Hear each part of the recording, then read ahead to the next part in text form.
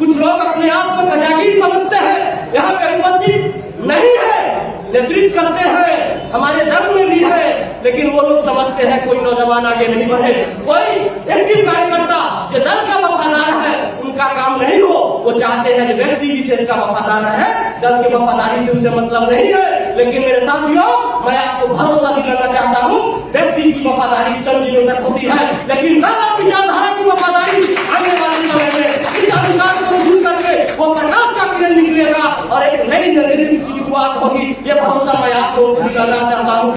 मेरे साथियों, बहुत खुशी है मुझे और अंदर से उतना ही उत्साह है जो आपने बड़ी शॉर्ट नोटिस में यहाँ पे अपनी उपस्थिति दर्ज कराया है। इस तैयारी कार्यक्रम में जो आप लोगों ने शामिल हुआ है, लाख बंदिशों के बावजूद आप लोग इस होटल में पहुंचकर हमारे और हमारे युवा साथियों का जो सम्मान और हौसला बढ़ाया है, इसके लिए तहे दिल से आप लोगों को शुक्रिया। और साथ ही साथ आप सबों को ये भरोसा दिलाना चाहता हूँ, जिस उम्मीद के साथ, जिस विश्वास के साथ, जिस विचारधारा के लिए आप लोग यहाँ उपस्थित हुए हैं, कुछ भी हो जाए, परिस्थिति चाहे जैसा हो, उस विचारधारा को जैसे राम जी को झुकने नहीं दिया, नीचे हम लोग झुकने लगे। इस तैयारी बैठक कार्यक्रम की अध्यक्षता कर रहे बड़े भाई सुनील यादव जी, संचालन कर रहे मैत्री पंचायत के पंचायत समिति आदरणीय बड़े भाई हरेंद्र राम जी हमारे साथ मंच पे बैठे। ये कोई पहचान के मोहताज नहीं, इनके पिताजी लंबे समय से राष्ट्रीय जनता दल का उन्होंने वाहक रहा, उन्होंने झंडा का उठाने का काम किया। ये पूरा एरिया जानता है, जब भी लालू मुजफ्फरपुर होकर गुजरते थे, दरभंगा मधुबनी जाता होता था, अगर बीच में कहीं रुकते थे तो वो राजा भाई हम सभी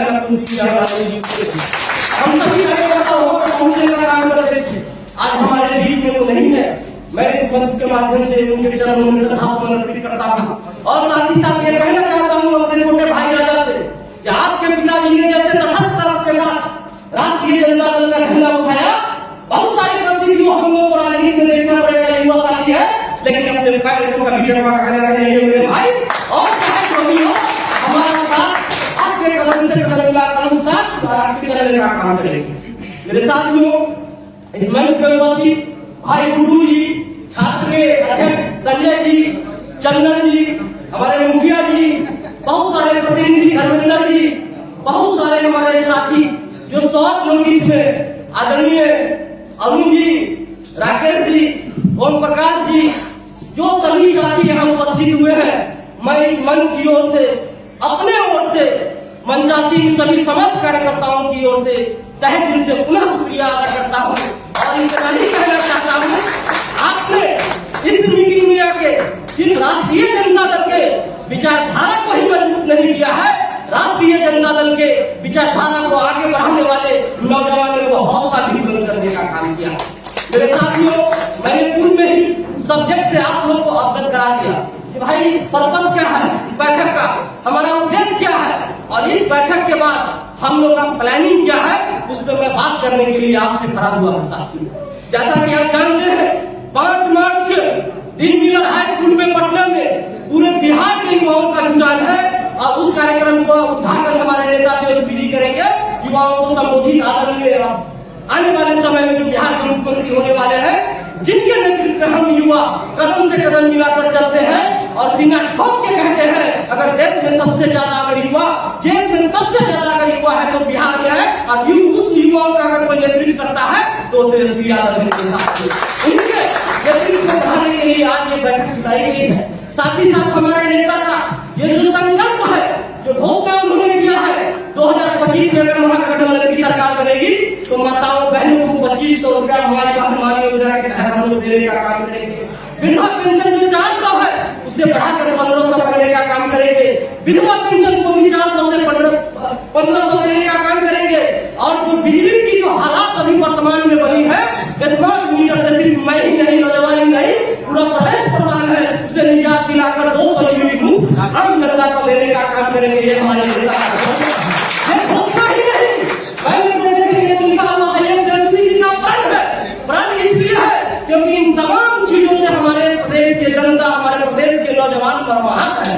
क्योंकि आपने देखा होगा कि मात्र 17 महीने की सरकार में जब हमारे नेता 2020 में घोषणा किए थे, अगर 20 में हमारी सरकार बनी, महागठबंधन की सरकार बनी, तो हम 10 लाख नौजवानों का रोजगार देने का काम करेंगे। हमारी सरकार बनते बनते रह गई, कहीं हरा दिया गया, कहीं उन चंद वोटों से हार गए। आप छिपा हुआ नहीं है, जहां हम हार गए बहुत जगह हराए गए, तो उसके बाद नीतीश कुमार जब पलट के इधर आए, मात्र 17 महीने की सरकार हमारी रही और हमारे नेता ने एक ही काम, एक ही एजेंडा पर सरकार बनाने का उनके साथ काम किया, नौजवानों को रोजगार के लिए, और 5 लाख नौजवानों को रोजगार उन्होंने 17 महीने में सरकार में दिलाने का काम किया। 4 लाख नियोजित शिक्षकों को भी राजकर्मी का दर्जा दिलाने का काम किया।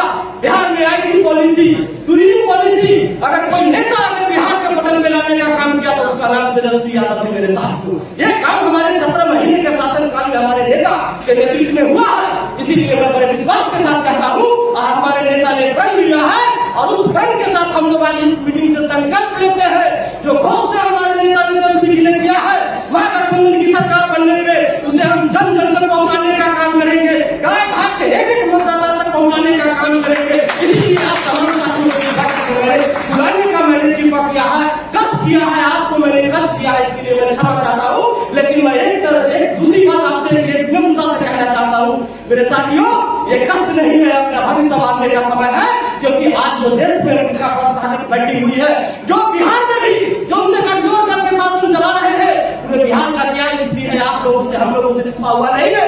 चारों तरफ पसंद नहीं है, कोई किसी का सुनने वाला नहीं है। बिना घूस का एक जगह से दूसरे जगह प्यार का काम नहीं करता है। जिसके जेब में पैसा नहीं है उसे पूरी पे सम्मान नहीं है, जिसके जेब में पैसा नहीं है उसके पूरी उसका काम नहीं होता है। क्या ऐसा बिहार की स्थिति लोगों ने नहीं बदल दिया?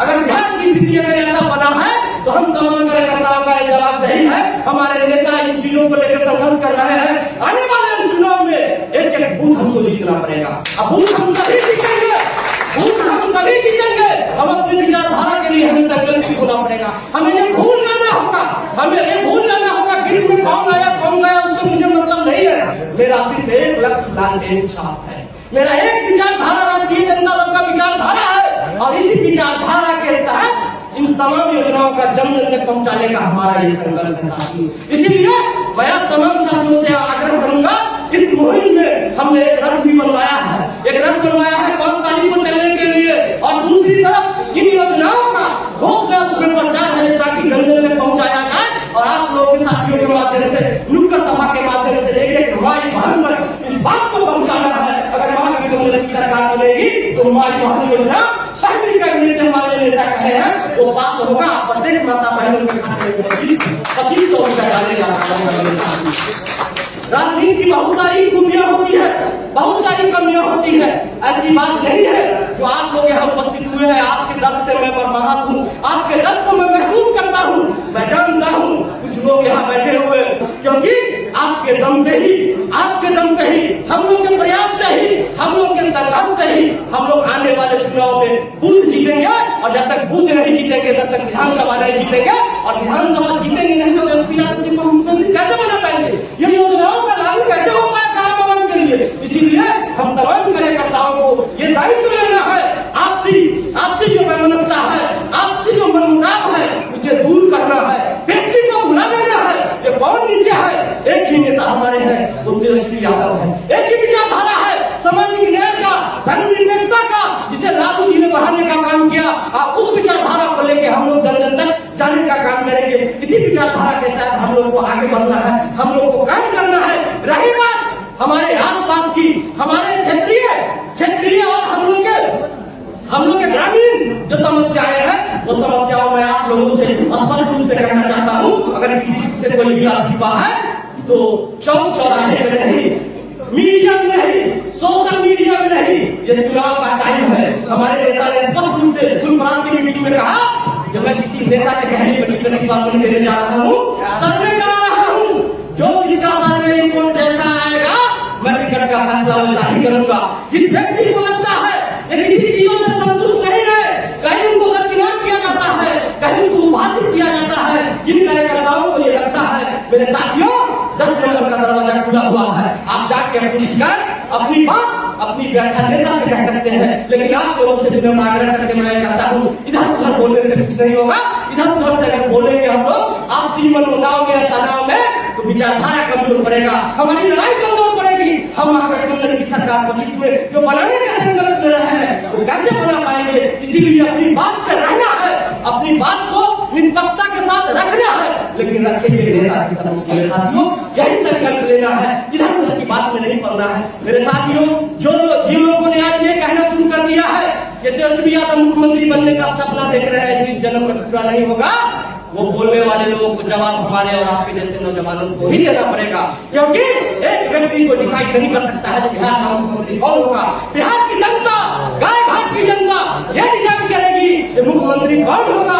अगर यहाँ से बीजेपी होगा, अगर वो चुनाव जीत कर सकते हैं तभी हमारा सपना साकार हो पाएगा, तभी तेजस्वी यादव मुख्यमंत्री बनेंगे। लेकिन इन चीजों में अगर हम लोग के रह जाएंगे, टिकट किसे मिलेगा किसे नहीं मिलेगा, तो हमारी लड़ाई कमजोर पड़ेगी। मैं इसलिए मैं आप लोगों से स्पष्ट रूप से कहना चाहता हूं, हमारे लिए टिकट कोई बहुत बड़ा चीज नहीं है। हमारे लिए चुनाव करना और न करना यह बहुत इंपॉर्टेंट नहीं है। मेरे लिए अगर इंपॉर्टेंट है तो तेजस्वी यादव को मुख्यमंत्री बनते देखना इंपॉर्टेंट है मेरे साथियों।